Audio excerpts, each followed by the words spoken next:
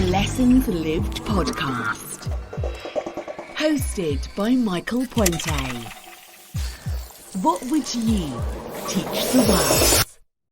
Welcome to Lessons Lived. I'm talking to Max Conserva. I've known Max for about 7 or 8 years. He's a coach at San Francisco Crossfit, and he runs the adaptive athletics program here. His clients are an inspiration to me, as is Max. When you see folks overcoming major physical challenges and still working super hard at the gym, it's really quite amazing. No one's judging them about whether or not to hit the gym, and yet they hit it, and they hit it hard. So Max is going to talk about a couple of lessons. If you have a difficult or complicated problem you need to overcome, you need to be involved yourself.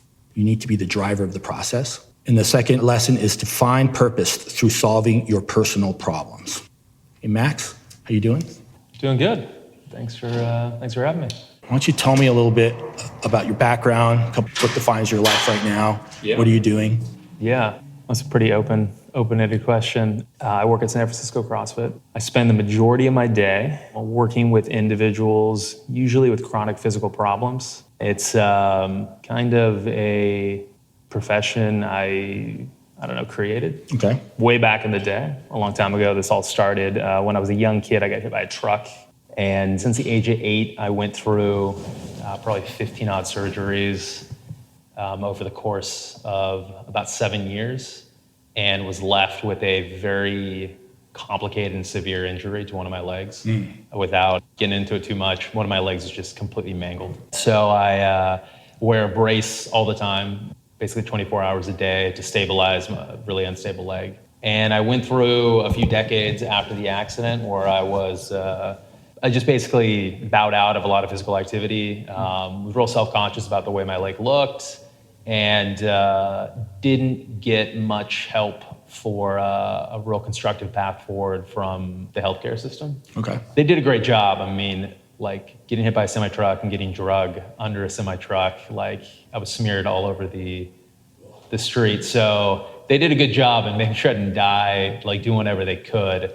But at the end of the day, when it comes to, being a little kid and not wanting to go like in the pool with your friends because you were self-conscious about the way your leg looked, or not being able to participate in certain activities, they only could do so much. Later in life, when I got into my 30s, I really took a self-assessment and asked myself, is this really the best that I can do?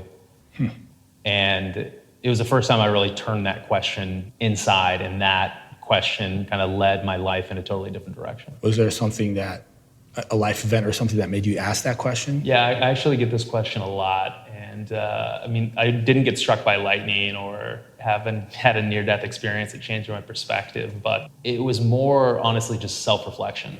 And so I spent my 20s just doing a normal, what I'll call normal life. Went to school, graduated, started a career that has nothing to do with what I'm doing now. And then about 10 years later, when I decided to take a little time off, I guess I have a bit of an ego like everybody does. And most of my ego was around my career. Okay. I think I only ended up doing the things I did, being in consulting, finance, and starting a company after that, just to kind of prove that I could, which is not a good reason, I think, to do anything in the end. And I kept thinking, what am I going to do next? Like, I'm going to start another company, or I'm going to go do something impressive. And as I took a little time, I ended up taking like 2 years off. I started looking inside myself. I came to the idea where I was like, if I think like my opinion of myself is so great that I can go be a great entrepreneur, why can't I solve the biggest problem in my life, which is my own physical condition and my own perception of my physical condition? Like, if I'm so good at doing things, like, why can't I figure this out? And so that just launched me down a new track. And I really thought, okay, if we're really talking about me being better as a human, me enjoying life more, me having less physical pain, me being more confident, this is clearly where I need to spend my time. And so that reframed how I thought, and I started a process which started in my early 30s. I'm in my late 30s now. That started a process that I think will continue for the rest of my life. Wow. And were you doing any physical activity before, or are you just drilling down into the work life? Yeah. Crushing that? So when I was in my teens, there was a couple sports where My friends did, and I was comfortable kind of doing them with my friends. And a couple sports where I kind of played to my advantages. Like actually, I used to snowboard quite a bit. Okay. And that was because you wouldn't think like somebody with missing half their leg would be able to snowboard well, but just the dynamics of having your hips locked in on one plane, I could really use my undamaged side and kind of mitigate the use of my damaged side. So there's a few things I did consistently. And it was the real difficult part though was, I don't know, I always identified very early that I wanted to live a life that was very unguarded and easygoing. Mm-hmm. It's like if someone asks you to do something like go dance, like you just go dance, whatever results. Somebody asks you to go hike something, it's like you go and give it your best shot. Mm-hmm. But when you're dealing with some kind of obstacle where you think that you're not going to be able to do it or you're going to be judged in a certain way because you're going to do it, it just prevents you from like living an exploratory life. You always end up guarding. And if it's an image thing, which was for me, it's like, you might be on a date with a girl and she's like, you're walking by the beach and says, hey, let's go for a swim. And then all of a sudden that is a disastrous situation for you, So when you live with something like that, you always have to be on guard for it. And it's just incredibly, incredibly taxing. And then to your question, as I got a little bit older, once I started working, physical activity really fell away. And it was just something that I was working between 60 to 90 hours a week. Yeah, they tricked me into that. It'll all be okay if you could just make more money. Exactly, yeah. So I was on that road for a while. And that was probably another partial catalyst. Like I got in my early 30s and I think, everybody can probably relate to the idea of as you're getting older, from the age you're young, you have an image of like, this is the person I'm going to be. Like, I'm going to have these things covered. And then maybe you cross some age threshold. For me, it's my early 30s. And I kind of look at myself and I'm like, all right, I'm not really in shape anymore. I'm not really eating well. I'm not sleeping well. I'm not spending a lot of time. Like, I just broke up with a long-term girlfriend. And it's like, I thought I'd have some of these things under control. And furthermore, I started to look at people in my same profession, in their 40s and 50s, and most of them did not have any of this stuff under control. It was like they were doing the same thing I was. They might have been making more money, but they were working their asses off, et cetera. And I just knew that if I didn't dedicate myself to changing these things, then they wouldn't change on their own. Was there anything you were doing for life satisfaction? Or I guess you couldn't if you're working that many hours. I read a long time ago, someone said, when you're working really hard, you can work really hard at a job, and then you can have one other thing. And that other thing can be your family or your health or a social life. And my thing was my social life. So I went to school in Berkeley, and I came to San Francisco right after I left school. So I had a lot of friends in the city, and the jobs that I worked with a lot of people my same age. Okay. So I was out every weekend, and that was kind of my source of blowing off steam. Right. I mean, there was a point in my life where I was working 12, 14-hour days, and then I'd go out at night for 6 hours, go to sleep at like 2 or 3, and then wake up at 7. And this would go for months and months on end. Wow, that's a young person's game. Totally. And I mean, it wasn't even sustainable. Right. Like when I was really doing that schedule, every 3 weeks I'd get sick, like clockwork. Wow. And I ended up getting sent home from work even. I was so used to just pushing through it. I got sent home from work a couple times like, you look like absolute death. Like throwing up in the bathroom, like wearing a suit, like in a client meeting, going to the bathroom, throwing up and coming back in the meeting. That sounds rough. I drank, remember 5 Hour Energy? Yes. Yeah, so I drank, I'm not exaggerating, I've drank at least 1,000 of those things over the course of that time. Not exaggerating. When I had a company that I ran in LA, and we had that on order, and like I drank a couple of those a day, and coffee and everything else. Yeah, it was just like a means to an end. Wow, that does not sound like a healthy lifestyle. So you got the inspiration to make a change. Yeah. Didn't feel satisfied with the rat race sort of situation. And so how did you make the transition to doing all this? I know this is about lessons learned, and Yes. I just thought of another good one, and maybe it's a different way of saying the same one. But in my 30s, when I started to make the transition, essentially I realized that either I could let other people tell me what was important in my life, or I could decide for myself what I thought was important. And so I poured my energy into defining what was important. And that really changed my life.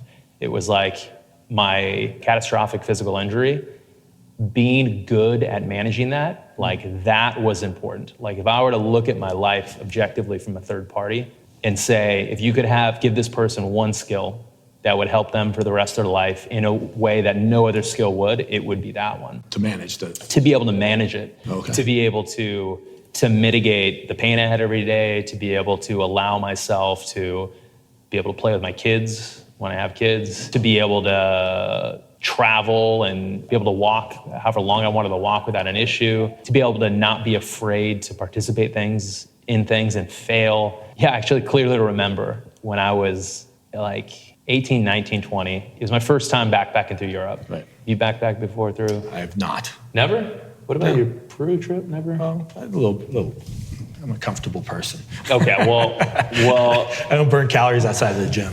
not backpacking like hiking, but just like you're young. Oh, just traveling. You have a backpack on, you go from hostel to hostel. Yes, done that. So I was doing that for my first time ever, and I was in Prague, and I was at a hostel, and I met some guy who was traveling by himself from somewhere on the East Coast. And we met, and the first day I was like, hey, what are you doing today? We became friends. He's like, oh, the first day I get into any city, I like to just walk around the city to get a good feel for it. Like, and not with anywhere to go, just to walk and walk and walk. And I thought to myself, I was like, man, that's like a well thought out, good way. It was like a good way to see a city. It was like, I learned something that day. And then the next thought I immediately had was, too bad I can't do that. Like, too bad that's not for me. That'd be such a great thing. But I have to really be cognizant of how my leg feels. If I walk too much, my back will hurt. I'll get a blister, my brace. And so something so basic like that, you know, if you're not really paying attention, you can kind of let that go by and be like, well, whatever, I just go on the bus or I take a taxi and I still get to go to the sites. But if you're anybody that's traveled any, distance, you realize that it's not about checking the boxes. So you felt it was insurmountable to do this basic plan and good idea. Exactly. Just plain, simple, good idea, right? It'd be like, same thing with exercising. Someone really convinces you that exercise is something that should be a part of your life. And then you say, well, oh, that sounds so great. Too bad. Right. I can't be one of those people. And that later really happened to me with physical activity as well. So what you were just saying for your third lesson was that don't let other people define what you can and can't do. Is that right? Don't let other people define what's important. Oh, what's important. Okay. That's really like, I think, as we're alive, we're constantly taking nods from other people. Like, is this a good idea? Should I be doing this? Should I not? And it's not like we should never do that. And I think you build like a framework of how you should operate in the world based off that, right? It's like you see what your parents are doing, your buddies are doing, and what they think is important, and you should go into this career. And I think generally those are like some kind of basic guidelines not to run into major problems. But I think as you get older, it's incumbent on yourself to reassess those guidelines and say, why am I working 90 hours a week? Right. And if the answer is, I love money, I've checked with myself, I love it, I need more money, I have to make $1 million by the time I'm 30, I want that car, and you can really convince yourself that that's the case, then go do it. But if you just got into it because it was like a prestigious position and people told you it was a good thing and people patted you on the back while you got there, you'll end up chasing something that you don't really think is important. Like for myself, I always thought money was a big deal. Like I grew up in a fairly regular middle-class household, and I was making more money than my parents had ever made within 3 years of being out of school. And I quickly realized I didn't spend any of it, didn't really care. I realized the main thing you get money for, once you can pay your bills and be doing what you want, is to buy luxury, like luxury cars, luxury houses, luxury clothes, and I didn't really care. I bought some of it and I didn't really care. Didn't bring you any satisfaction. Didn't bring me any satisfaction. I know that's really trite to say, but I think it's true. It's good to hear it. I think all trite things, you need to go experience it, right? You need to actually feel it. And so, sure, if I'm gonna get money for free, I'll take it. But if it means me working 80 hours a week, week in, week out, and sacrificing all the other things that are available, that's the point where you really have to decide what's really important to me. I think that's absolutely critical. And it made me think right now of even if it's the culture that sets us up to think that that's what should be important too. Yeah. You see all these, oh yeah, you got to have all this money, fancy cars and all this kind of stuff, and romanticize it and make it seem like it's like that's the answer to all our problems. It's not just an individual person, but it's the whole society set up to think that that's the case. Yeah. And it's tough, I think, to extract yourself from that unless you've lived the dissatisfaction that you've had. Yeah, it's something where you have to just find a way to open your eyes in the situations. And I'm not, maybe you get in a piece of work that you work really long weeks, but you love the work. Right. And you happen to get paid a lot, and God bless you, that's fine. Right, that sounds That great. is great. But if you get to a position where you're there because people told you it's a great job, you don't really find the work interesting enough, and you're making a ton of money, and you're only there because you're scared to do something else, that is a recipe for a highly unsuccessful life. If you're there telling yourself that someday, like once I get X amount of money, I'm gonna make the jump and do something else, that is a trap that most people fall into that unfortunately it's really hard to get out of. So my question is, a lot of people don't fall out of that trap. Yeah. A lot of people are in their 60s and miserable and, because they've been doing that for as long as all that whole chunk of valuable life. Is there something that made you realize that some kind of illumination point where you said, oh my God, this isn't satisfying? Because I'm just using it as a contrast to most people really don't come to that conclusion.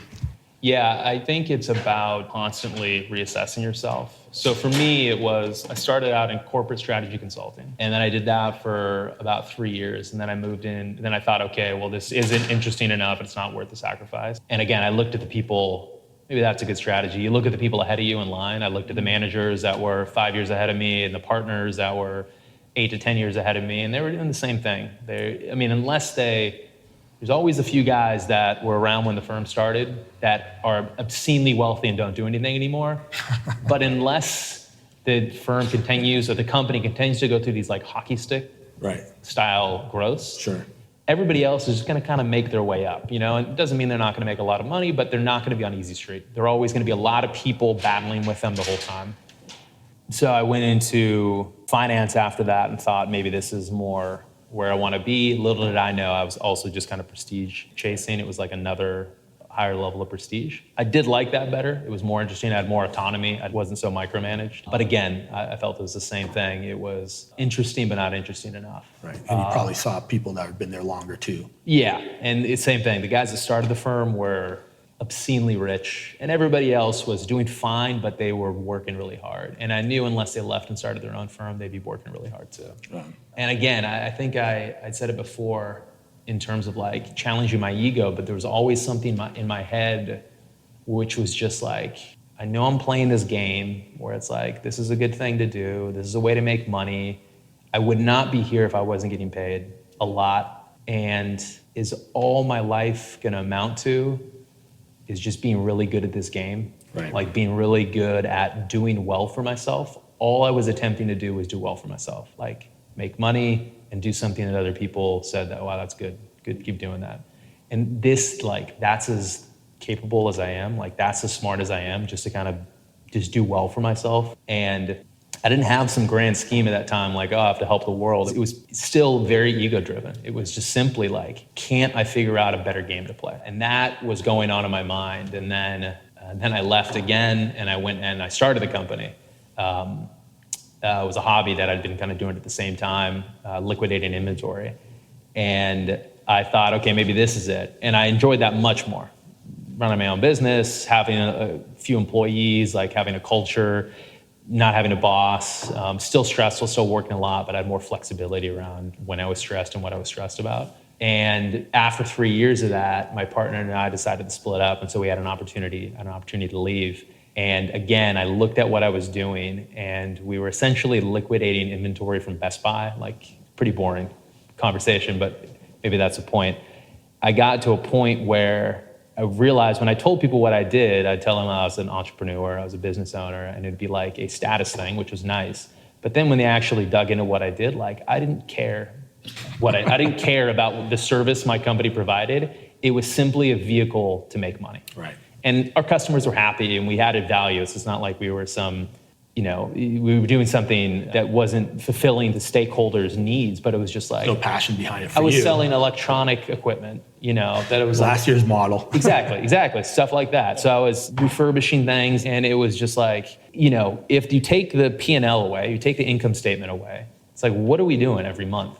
It's like, we're taking this electronic thing from over here, and we're giving it to these people, and, maybe we're saving them a few dollars, but it's like, again, this is all I'm going to do is just try to optimize this little wheel. And so again, it wasn't about the content of what I was doing. Right. So I knew something was off still. And that's when I decided I needed to take a break. I'm imagining this is the time where you started transitioning into taking care of your leg and physical, making physicality and taking care of that big part of your life. Yeah. So you got the break by liquidating the company. So now you're kind of like, okay, what am I going to do next? Yeah. How did that next step happen? Yeah, so I actually went and traveled for a while. I brought up the fact that I traveled when I was young, when I loved it, and then all through my 20s, it was like, I did not travel, just for work. Sure. So I traveled for a little while, and my mind kept coming back to the things I had been bad at, and that was like, my relationships weren't where I wanted them to be, my health wasn't where I wanted it to be, my intellectual pursuits and curiosities kind of gone nowhere.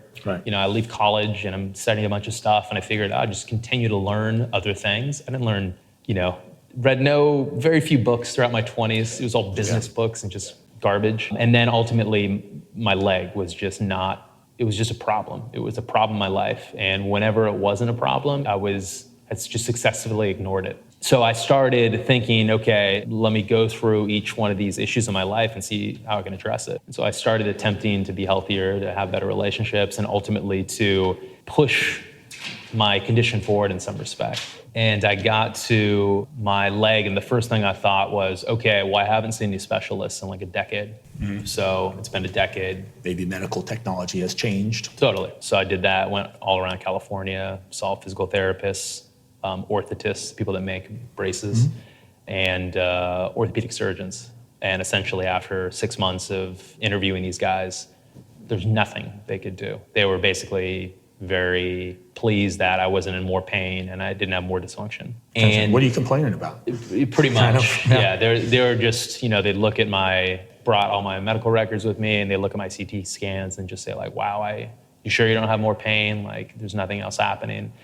And so for them, it was a happy thing. And for me, it was a realization that nothing had changed, nothing would change. And I began to think okay, I'm not going to place this on society to fix.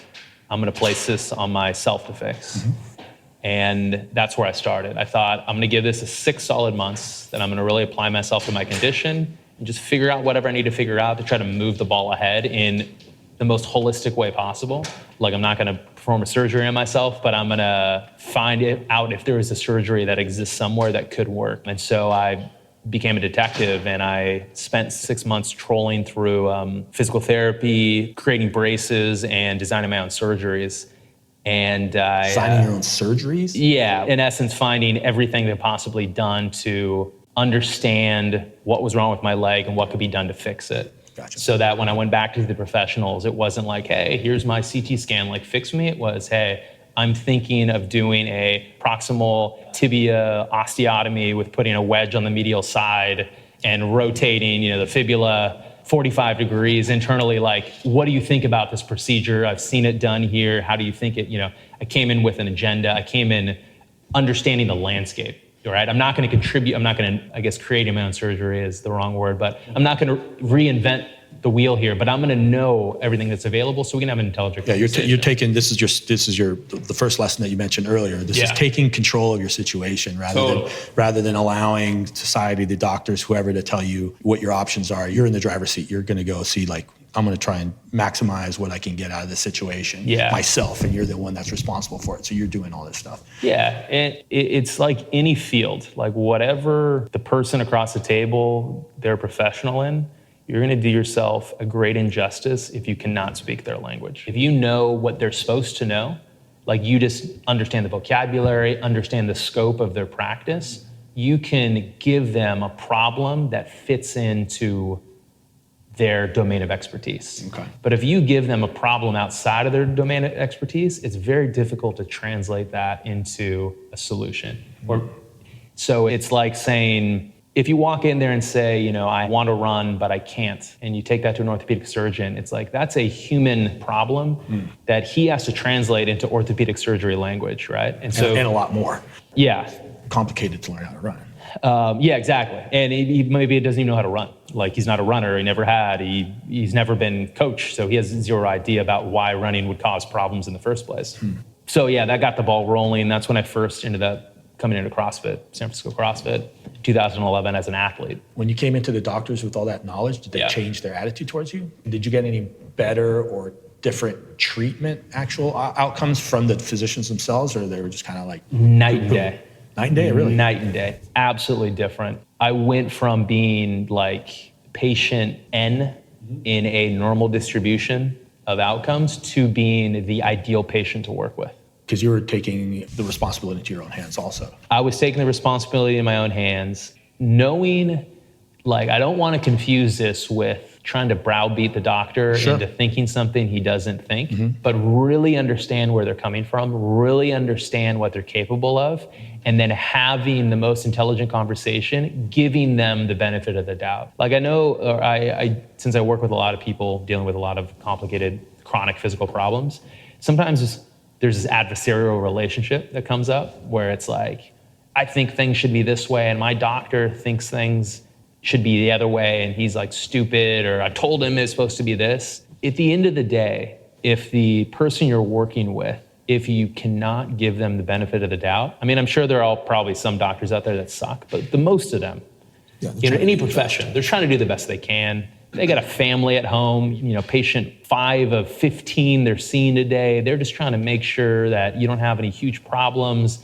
They're trying to do what they know how to do to you. They don't have time to invent a new procedure in the 15 minutes they have with you. And when you leave, they turn around and walk in the next room, they got another problem to solve. Right.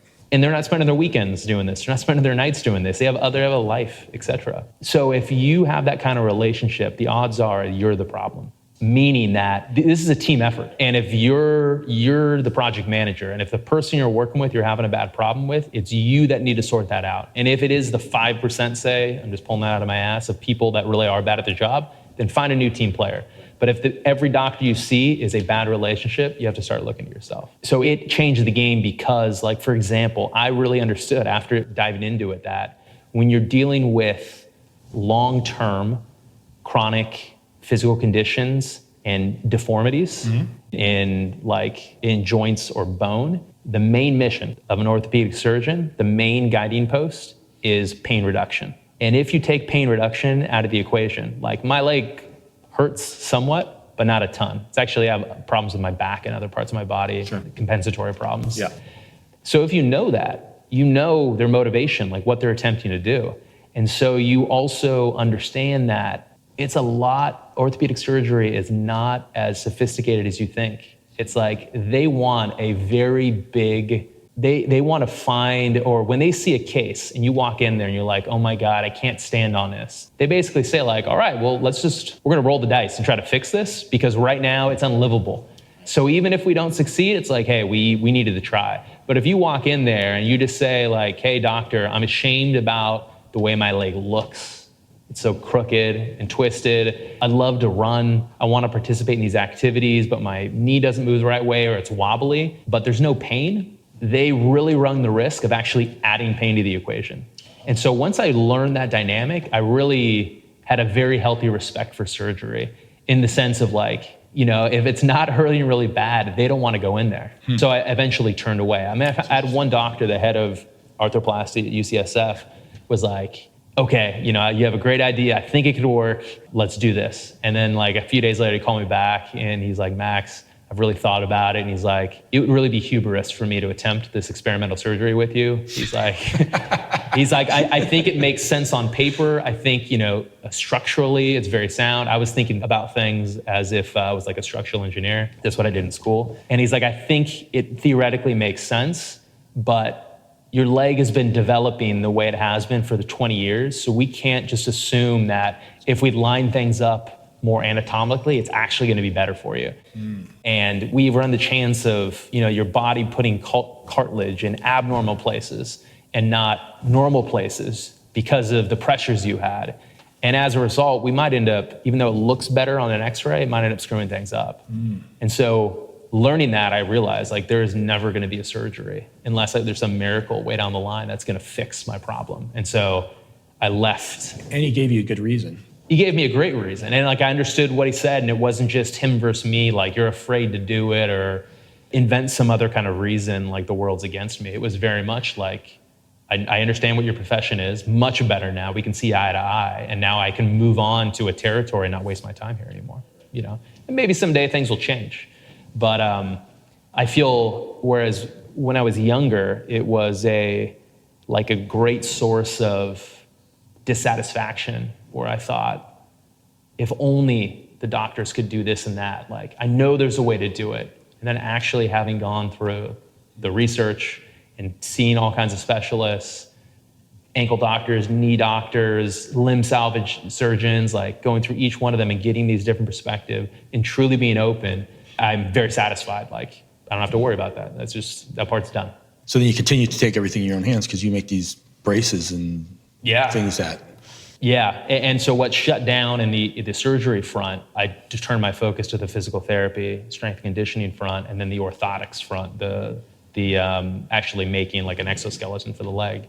And there was a ton of ground to be gained there. So once I actually started, again, learning the language of those pieces, and one of the big ones was coming into San Francisco CrossFit, hearing Kelly speak about fitness for the first time, learning about functional movement, learning about body position, archetypes of movements, why the body gaining leverage over our own joints to move our own body and move weight. And then I was able to now have this physical template that took away from that was removed from the abstractness of surgery and x-rays where you're just trying to make things look better, and moved it into, okay, let's talk about function. Pick up that heavy thing. What happens? Right. What's supposed to happen? Now what happens with my injury? What happens with my weird leg, with my abnormal joints? And now we can analyze it. Let's see the normal problems that normal limbs have. Hey, guess what? I have those too. So let's fix those first. I have tight quads. I have my knee collapsing. I have no rotation in my hip.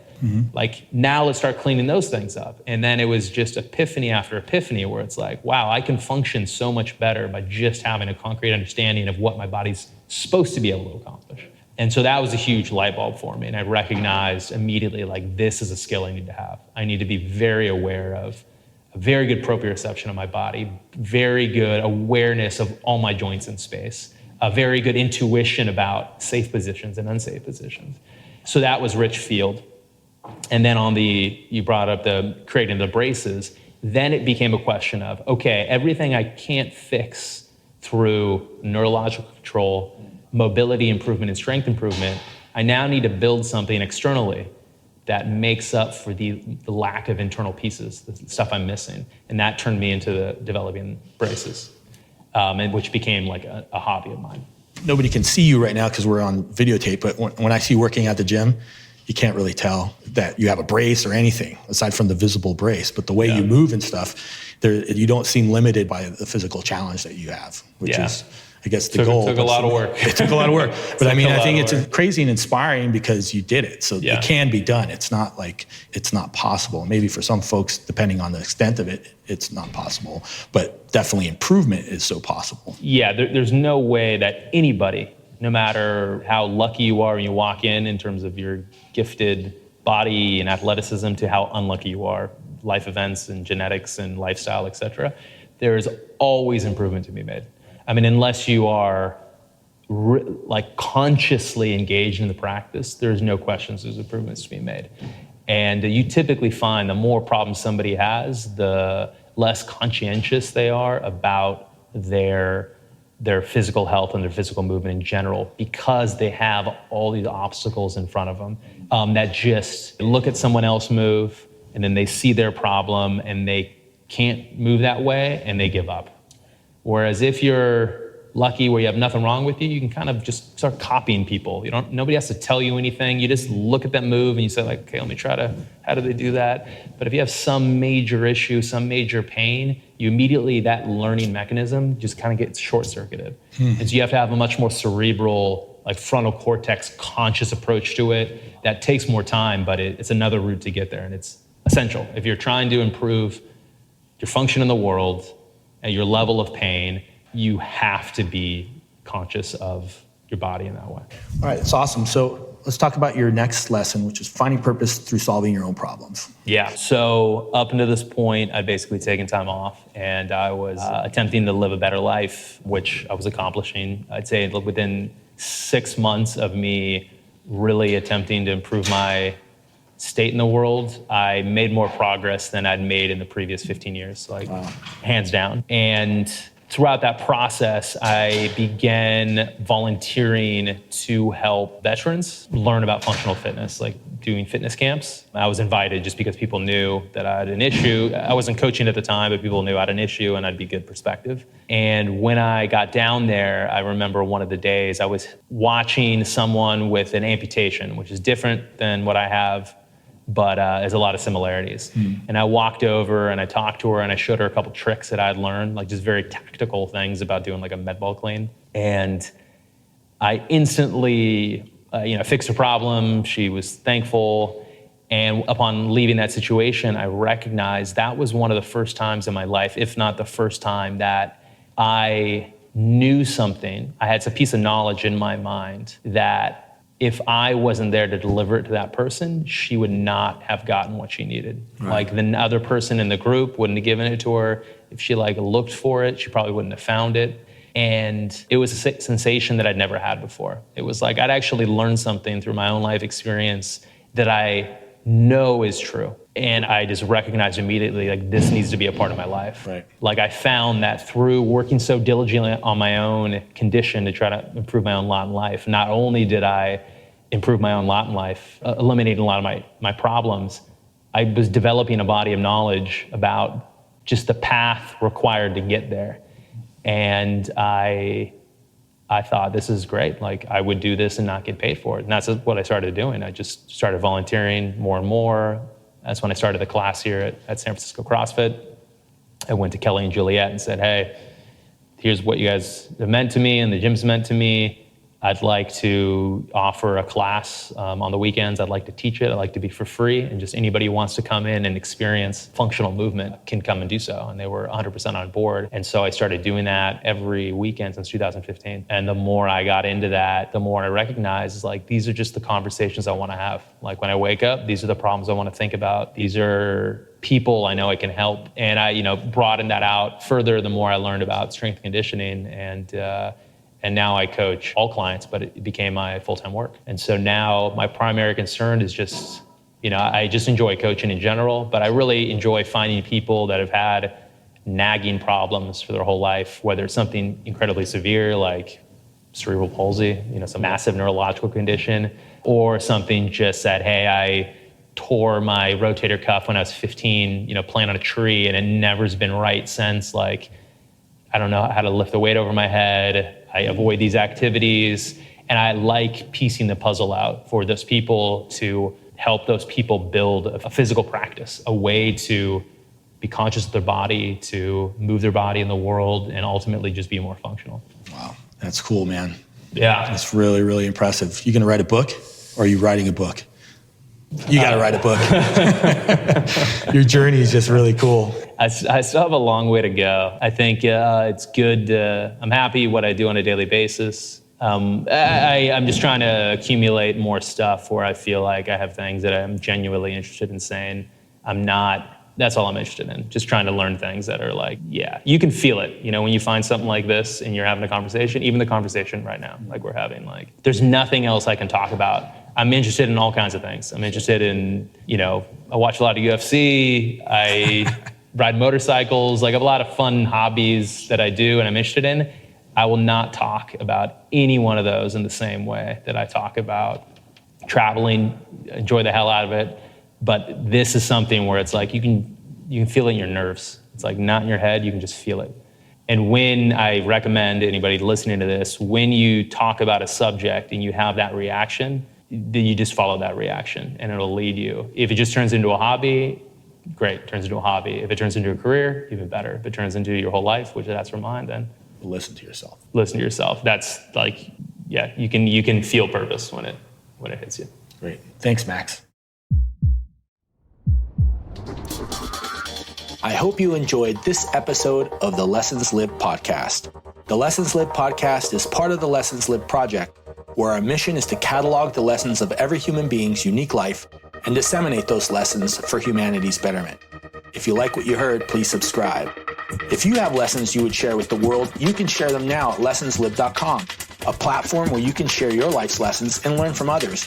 If you want to be a guest on this podcast, please send me an email at info@lessonslived.com and let me know what you would teach the world. Until next time, I wish you well.